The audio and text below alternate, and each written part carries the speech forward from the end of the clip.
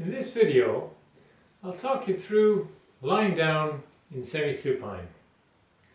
Lying down is a great way to release tensions, and it's a great way to learn to think in order to reorganize your patterns of movement, your patterns of holding, your patterns of tension.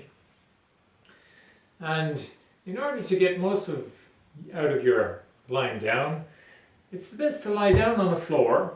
Your bed is too soft, and to make it comfortable, find a carpet or a yoga mat, something that you can lie down on. We also need a few books, and we put the books under the head. If we're lying down on a few books, it's easier for the neck to soften and to release. If we don't have the books, you can see that the neck shortens and tightens a bit. So we put our head on a few books, and the height of the books can vary a bit from person to person and from day to day. But in general, you'd like your face to be kind of parallel to the ceiling. If your head is tilted backwards, you probably have too few books. If your head is tilted forwards, you're compressing the throat, you probably have too many books. But experiment a bit to find what works best for you. The knees can be pointing up to the ceiling, which makes it easier for the lower back to release. It doesn't mean that's a better position for the back or a position that you should hold once you're back upright, but while lying down, it gives your lower back more of a chance to release. Lying down like this is a great preparation for your practice, or a great reset in between different sets of practicing. It's a great preparation for the rest of the day.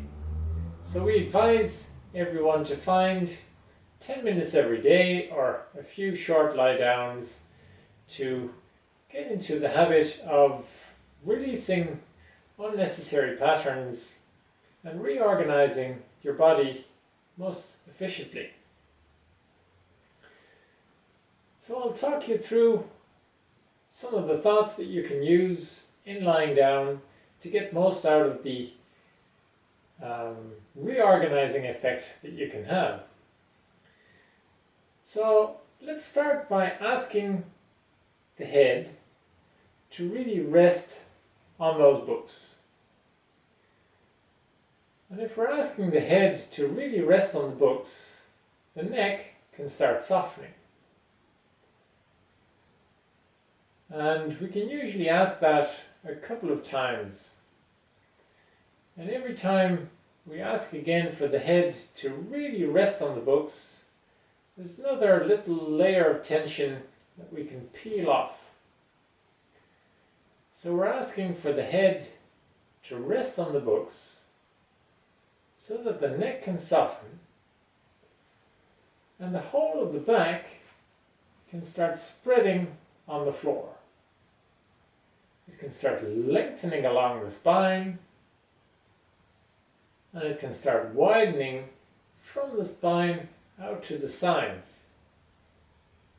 Out to the sides in the lower back, in the middle back, and in the upper back. So the head is resting on the books so that the neck can soften and the whole of the back can be lengthening and widening on the floor. The pelvis really is part of the back, and it's resting on the floor with the back. And the pelvis and the whole back don't have to be in full contact with the floor, so you don't have to force anything onto the floor, but you can softly invite the whole back and the pelvis to take the support of the floor to rest and spread on the floor. So the head is resting on the books, so the neck can start softening, and the whole back and the pelvis can lengthen and widen, can spread on the floor. From the pelvis, from the hip joints, the upper legs are lengthening upwards to the knees, which are pointing up to the ceiling. And in order to have the legs balance in that way, you can experiment a little bit with where you want to place the feet. Not too narrow so that the legs want to fall out, not too wide so that the legs want to fall in, but somewhere there's a point where the legs can stand more or less in balance. And if we just ask for the knees to float up to the ceiling, they stay nicely in balance. So the head is resting on the books so that the neck can soften. The whole of the back and the pelvis can lengthen and widen on the floor, and the knees are pointing lightly up to the ceiling. The lower legs are lengthening and resting on the ankles. And in the ankles, the weight of the lower legs is spread between the heels, the balls of the feet, the outside of the feet, and the toes. And we can ask for all of the feet to be spreading on the floor. We can even ask for a softening, a lengthening from the heels towards the toes towards the heels, from the inside of the foot towards the outside, from the outside to the inside. So the head is resting on the books. The neck is softening. The whole back is spreading on the floor. The knees softly floating up towards the ceiling. And the feet spreading, softening onto the floor. Your hands might be resting by your sides on the floor, palms down or palms up, or they might be resting on your ribs or on your belly. But wherever they are, you can ask for the hands to soften to spread on the surface below. So I can ask for the whole of the palms of my hands to spread on my ribs. And I can ask for the whole of the outside of the hand, the whole outside of the hand to spread and to widen onto the ribs, onto the belly. And my fingers can be softly lengthening and spreading as well. So my little fingers, the ring fingers, the middle fingers, the index fingers, and the thumbs, all spreading and softening on the surface below. So my head is resting on the books, neck is softening, whole of the back lengthening and widening, knees pointing lightly up to the ceiling, feet spreading on the floor, hands and fingers spreading on the belly.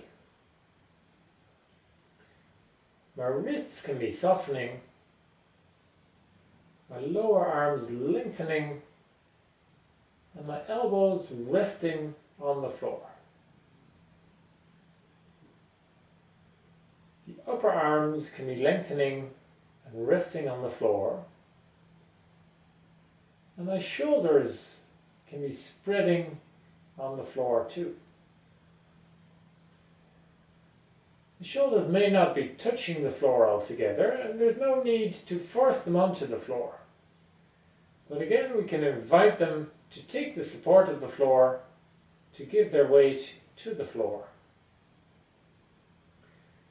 And if we're asking for a spreading, a widening across the chest and across the whole of the belly, that makes it even easier for the shoulders to release onto the floor.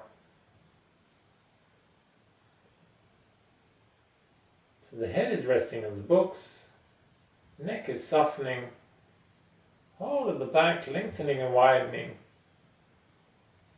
knees pointing lightly up to the ceiling, the feet spreading on the floor, the hands spreading on the belly, wrists softening, lower arms lengthening, elbows resting on the floor, upper arms lengthening, shoulders resting and spreading on the floor and spreading away from each other.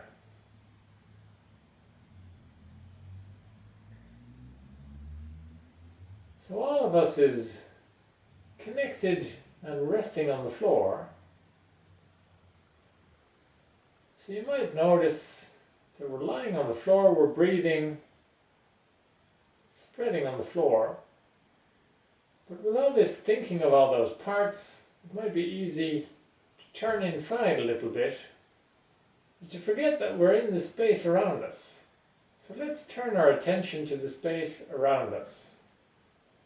Let's notice all the space above us that we can see in front of our eyes. And at the same time, notice the space below us, under the head, under the books, under the floor. We've got the space beyond our heads, behind us, and beyond our feet, in front of us. And we have the space on the left and all the space on the right. We can be aware, softly be aware of the whole of that space all around us while we're resting on the floor, all connected, breathing. And we can see if we can keep our awareness of that space around us, maybe even the sounds around us, the room around us, while we're thinking once more. The head can be resting on the books. The neck can be softening. The whole of the back can lengthen and widen on the floor. The legs easily balanced with the knees softly pointing up to the ceiling. And the whole of the feet spreading, lengthening and widening on the floor. We're still aware of the whole space around us as the hands are spreading on the belly,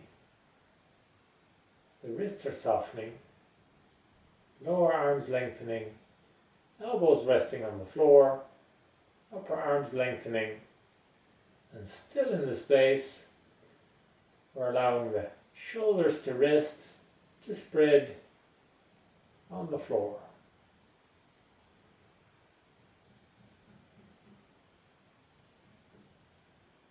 After lying here like this for a while, breathing and thinking to release and to connect all our parts together,